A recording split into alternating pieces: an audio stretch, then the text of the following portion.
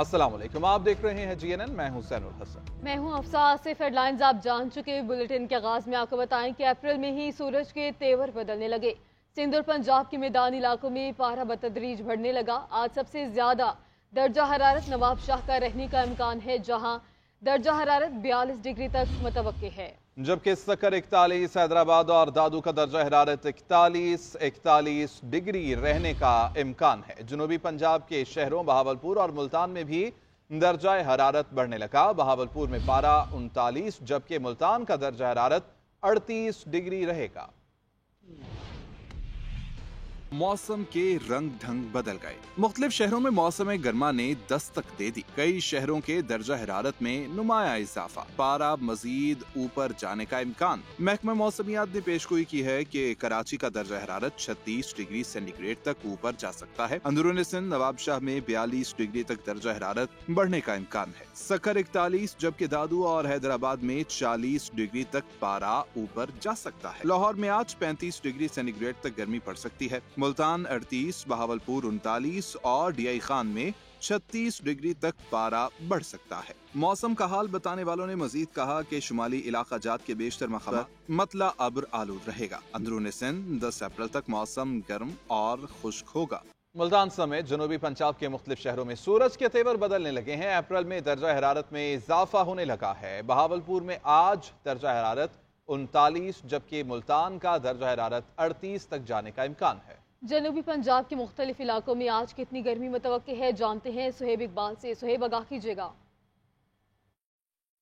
जी शुक्रिया। मुल्तान समेत जनूबी पंजाब में गर्मी की लहर का आगाज़ हो गया है। दर्जा हरारत की बात करें तो मुल्तान में आज कम से कम दर्जा हरारत 22 सेंटीग्रेड, जबकि ज़्यादा से ज़्यादा 38 सेंटीग्रेड तक जाने का इम्कान है। इस वक्त हवा में नमी का तनासुब 41% है। जनूबी पंजाब के दीगर अजला की बात करें तो बहावलपुर में आज ज़्यादा से ज़्यादा दर्जा हरारत 39 सेंटीग्रेड तक जाने का इम्कान है। इस वक्त जनूबी पंजाब में जो है वो गर्मी की लहर दाखिल हो गई है। उसी के साथ ही अगर महकमा मौसमियात की बात करें तो उनका यही कहना है कि आइंदा 24 से 48 घंटों के दौरान गर्मी की लहर में इजाफा होगा और ईद के तीनों दिन जो है वो मौसम गर्म और खुश्क रहेगा। ना सिर्फ मुल्तान बल्कि दीगर जनूबी पंजाब के अजला की बात करें, बहावलपुर, डीजी खान, रहीम यार खान, मुल्तान, बहावल नगर, तो वहाँ भी जो गर्मी की लहर है उसमें जो है वो इजाफा देखा जा रहा है। गर्मी की शिद्दत में जो है वो मज़ीद इजाफे का इम्कान है। महकमा मौसमियात का यही कहना है कि इस हवाले से जो है वो एहतियाती तदबीर की जाएं। ईद उल फितर का चांद देखने के लिए रोयत हलाल कमेटी का इजलास कल होगा। महकमा मौसमियात ने कल मंगल के रोज शवाल का चांद नजर आने का इम्कान जाहिर कर दिया। महकमा मौसमियात का कहना है कि 9 अप्रैल को शव्वाल का चांद दिखाई देने के कवी इम्कानात हैं। कल मुल्क के ज्यादातर मकामात पर मतला भी साफ रहेगा, ताहम मुल्क के शुमाली इलाकों में मतला अब्र आलूद हो सकता है। मौसमियात वालों का ये कहना है कि नए चांद की पैदाइश आज रात 11:21 पर हो सकती है। कल रात चांद की उम्र 19 से 20 घंटे हो जाएगी। गुरूब आफ्ताब के बाद चांद नजर आने का दौरानिया 50 मिनट से जायद होगा। माहिरीन फलकियात के मुताबिक सऊदी अरब में आज शव्वाल का चांद नजर आने का इम्कान नहीं है, ताहम सऊदी अरब में शव्वाल का चांद देखने के लिए आज इजलास होगा। आलमी बैंक के बोर्ड ऑफ एग्जीक्यूटिव डायरेक्टर्स ने पाकिस्तान के 2 मंसूबों की मुआवनत के लिए $149.7 मिलियन की फाइनेंसिंग की मंजूरी दे दी है। मजीद इस्लामाबाद से इस रिपोर्ट में जानिए। आलमी बैंक के बोर्ड ऑफ एग्जीक्यूटिव डायरेक्टर्स ने पाकिस्तान के 2 मंसूबों की मुआवनत के लिए $149.7 मिलियन की फाइनेंसिंग की मंजूरी दे दी है। डिजिटल इकॉनमी इन्हेंसमेंट $78 मिलियन का प्रोजेक्ट शहरियों और फर्मों के लिए डिजिटल तौर पर अवामी खिदमात की फराहमी की तोसी में मदद करेगा, जबकि सिंध बैराजेस इम्प्रूवमेंट $71.7 मिलियन प्रोजेक्ट के लिए दूसरी इजाफी फाइनेंसिंग सैलाब से बेहतर लचक और सिंध के 3 बैराजों की काबिल एतमाद हिफाजत और इंतजाम की बेहतरी में मदद मिलेगी। Digital economy enhancement project digital तस्दीक और डाटा शेयरिंग प्लेटफॉर्म्स तैयार करेगा ताकि पाकिस्तान को आफात के बड़े नुकसानात का ज्यादा बेहतर और मौसर अंदाज में जवाब देने, शहरियों और फर्मों को बेहतर ई गवर्नमेंट खिदमात फराहम करने और इस शोबे में रेगुलेटरी इस्लाहात और हिमायत करने के लिए काबिल बनाया जा सके, जिसमें ज्यादा से ज्यादा निजी शराकत दारी को काबिल बनाना और जाती डाटा के तहफ्फुज और ऑनलाइन सेफ्टी को मंसूबा बनाना शामिल है। ईद अपनों के संग मनाने के लिए परदेसियों की आबाई शहरों को वापसी जारी है। लाहौर के बस अड्डों पर रश बढ़ गया। ट्रांसपोर्टर्स भी मनमानी किराए वसूल करने लगे हैं। इसी हवाले से मजीद तफसीलात जान लेते हैं अदनान भट्टी से। अदनान, आगाह कीजिएगा। ईद के लिए बाई इलाकों को रवानगी शुरू हो चुकी है। बस अड्डों पर हमें काफ़ी रश दिखाई दे रहा है। ख़वातीन, बच्चे और हर किस्म के उम्र के जो लोग हैं वो रोज़गार के लिए लाहौर में मुकीम हैं और टिकट के हसूल के लिए लाइनों में लगे हुए हैं। उनकी यही कोशिश होती है कि जब भी ईद आए तो अपने घर वालों के साथ, अहले खाना के साथ वो ईद मनाएं। उसका मज़ा ही दुबाला होता है। शहरियों ने कुछ शिकायत भी की हैं, जिनका ये कहना है कि ओवर चार्जिंग और ओवरलोडिंग की जा रही है। पहले किराया 1800 था, अब 2000 से 2200 रुपये तक लिया जा रहा है। और जितने भी ट्रांसपोर्टर्स हैं उनको ये तनबीह की गई है कि जितना किराया है वो उतना ही मुनासिब लें। जो ट्रांसपोर्टर्स हैं उनका ये कहना है कि साल भर में जितने भी मुसाफिर यहाँ पे आते हैं, महंगाई के बाइस जो है वो किराया बढ़ाया जा रहा है। जो मुसाफिर है उनका ये कहना है कि वो अपने घरों को रवाना हो रहे हैं और उनकी जो कोशिश है वो यही है कि अपने घर वालों के साथ ईद मनाएं, टाइम पे पहुंचें। और उनका ये भी गिला था कि जब वो अपने घरों से निकलते हैं तो रिक्शे वाले को किराया ज़्यादा देकर बस अड्डों पे पहुंचते हैं, और जब यहाँ पे आते हैं तो एक तो रश ज़्यादा होता है, दूसरा टिकट जो है वो महंगा मिलता है। जी, ईद उल फितर पर ईद की खुशियां अपनों के संग मनाने के लिए परदेसियों का आबाई इलाकों में वापसी का सिलसिला जारी है। बस स्टेशन पर मुसाफिरों का रश है तो ट्रांसपोर्टर्स की मन मर्जियां भी उरूज पर पहुंच गई हैं। 50 से 100 रुपए फी सवारी अस खुद इजाफा कर दिया गया है, जबकि इंतजामिया आवेजा करदा किराएनामे पर अमल दरामद करवाने में नाकाम दिखाई दे रही है। इसी हवाले से तफसीलात हासिल करेंगे। फैसलाबाद से नुमाइंदा GNN अब्दुल सबूर हमारे साथ मौजूद हैं। अब्दुल सबूर, बताइएगा। शुक्रिया। ईद उल फितर की आमद है और ईद उल फितर की मीठी खुशियां जो हैं अपने प्यारों के संग मनाने के लिए परदेसियों का अपने आबाई इलाकों में वापसी का सिलसिला जारी है। सनती शहर फैसलाबाद में रोज़गार के सिलसिला में आने वाले परदेसी भी जो हैं अपने आबाई इलाकों को वापस लौट रहे हैं, जिसके लिए वो जनरल बस स्टैंड पर पहुंच रहे हैं। जनरल बस स्टैंड पर इंतज़ामिया की जानिब से यहाँ पर जो है किरायानामा तो अवेज़ा किया गया है, मगर इस पर अमल दरामद के हवाले से मुसाफिर जो हैं वो शिकायत करते दिखाई दे रहे हैं कि ट्रांसपोर्टर्स की जानिब से जो है 30 से लेकर 100 रुपये फी सवारी तक जो है किराए में इजाफा कर दिया गया है। ईद में महज एक रोज़ बाकी है, जबकि हर किसी की कोशिश है कि वो ईद से कबल जो है अपने प्यारों के दरमियान पहुँचे और ईद की खुशियाँ अपने प्यारों के संग मनाए। तो परदेसियों की वापसी का सिलसिला जारी है और परदेसी यहाँ पर अपना सामान और बैग कांधों पर उठाए हुए यहाँ पर एक से दूसरे बस स्टैंड के चक्कर काटने पर मजबूर हैं और इंतज़ामिया से ये मुतालबा करते दिखाई दे रहे हैं कि इंतज़ामिया ईद उल फितर के मौका पर किरायानामा पर जो है अमल दरामद को जो है यकीनी बची। ईद के लिए पेशावर से भी परदेसियों का आबाई इलाकों में जाने का सिलसिला जारी है। ट्रांसपोर्टर्स ने भी किराए बढ़ा दिए। मज़ीद तफसीलात जान लेते हैं जनरल बस स्टैंड में मौजूद हमारे नुमाइंदे सैफ शेरानी से। सैफ, बताएगा किरायों में कितना इजाफा किया गया? जी शुक्रिया। यकीनन ईद उल फितर की आमद है तो ऐसे में परदेसी अपनों के साथ ईद मनाने के लिए बस टर्मिनल का रुख कर रहे हैं। इस वक्त पेशावर का कोई भी बस अड्डा ऐसा नहीं है जहां पे परदेसी मौजूद न हो। इस वक्त हर एक की यही कोशिश होती है कि हम आसानी के साथ अपने गांव पहुंचकर अपनों के साथ ईद मनाए।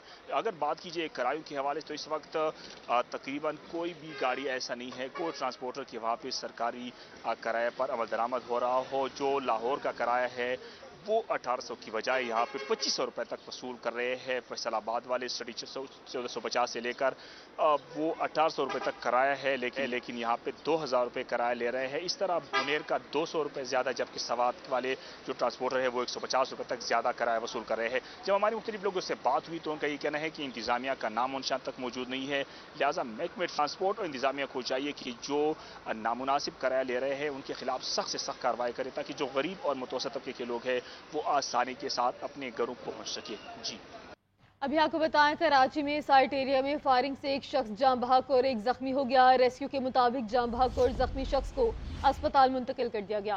कराची में साइट एरिया में फायरिंग से एक शख्स जाँ बहक और एक जख्मी हुआ है। रेस्क्यू की जानिब से यह बताया जा रहा है कि जाँ बहक और जख्मी शख्स को अस्पताल मुंतकिल कर दिया गया है। जाँ बहक शख्स की शनाख्त शेर आलम और जख्मी की जाकिर के नाम से हुई है।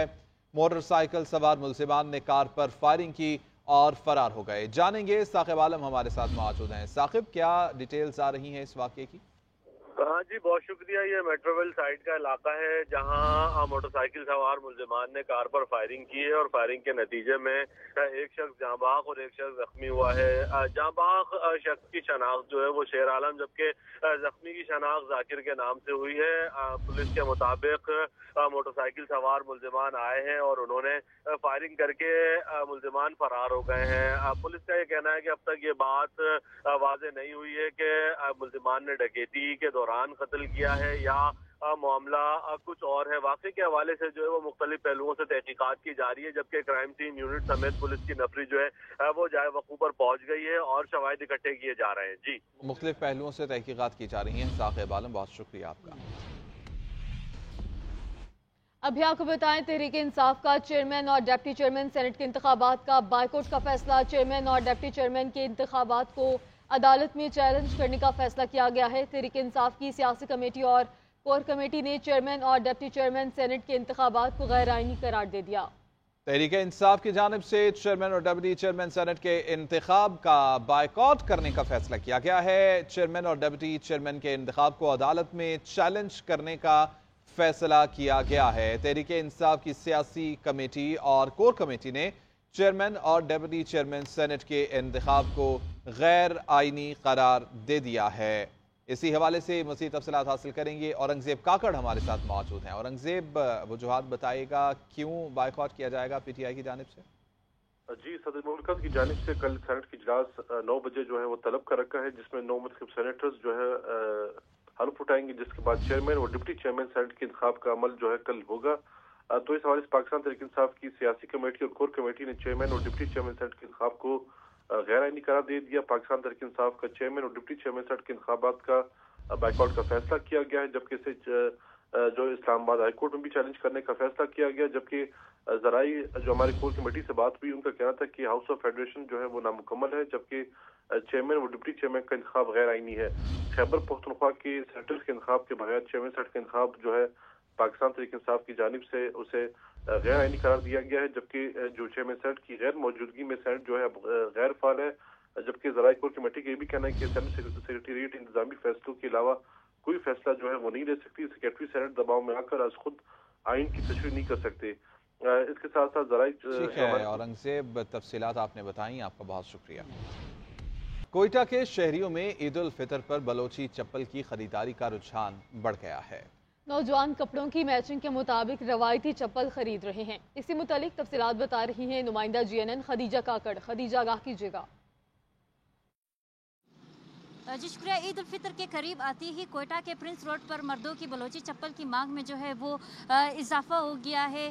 نوجوانوں کی بڑی تعداد نے جو ہے بلوچی چپل خریدنے کے لیے بازاروں کا رخ کیا ہے اور یہاں پر نوجوانوں کی بڑی تعداد جو اس وقت بلوچی چپل کی دکانوں پر عید کے کپڑوں کی مناسبت سے اپنے لیے من پسند بلوچی چپل جو ہے وہ خرید رہے ہیں. نت نئے ڈیزائن اور کشیدہ کاری سے مزین یہ بلوچی چپل نہ صرف بلوچستان کے لوگوں کی پسند ہے بلکہ دوسرے شہروں سے بھی آئے ہوئے خریدار جو ہے اس کو خرید رہے ہیں. یہاں پر نوجوانوں سے ہماری بلوچی چپل کے خریداری کے حوالے سے بات ہوئی تو ان کا یہ کہنا تھا کہ بلوچی چپل نہ صرف ان کی شخصیت کو جو ہے پروکار بناتی ہے بلکہ ان کے پہناوے کو جو ہے منفرد بناتی ہے. ساتھ ہی ساتھ بلوچی چپل جو ہے وہ بلوچ ثقافت کی عکاسی بھی کرتی ہے. جی، بے سہارا اور یتیم بچوں کی عید کی خوشیاں دوبالا کرنے کے لیے کراچی کی ایک فلاحی تنظیم کی جانب سے نمائش چرنگی پر ہیئر سیلون بنایا گیا، جہاں پر پروفیشنل ہیئر ڈریسر نے تقریباً 800 بچوں کی سٹائلش اور جدید انداز میں کٹنگ کی اور ان کو تحائف بھی دیے گئے. سونیا خانزادہ رپورٹ کریں گے.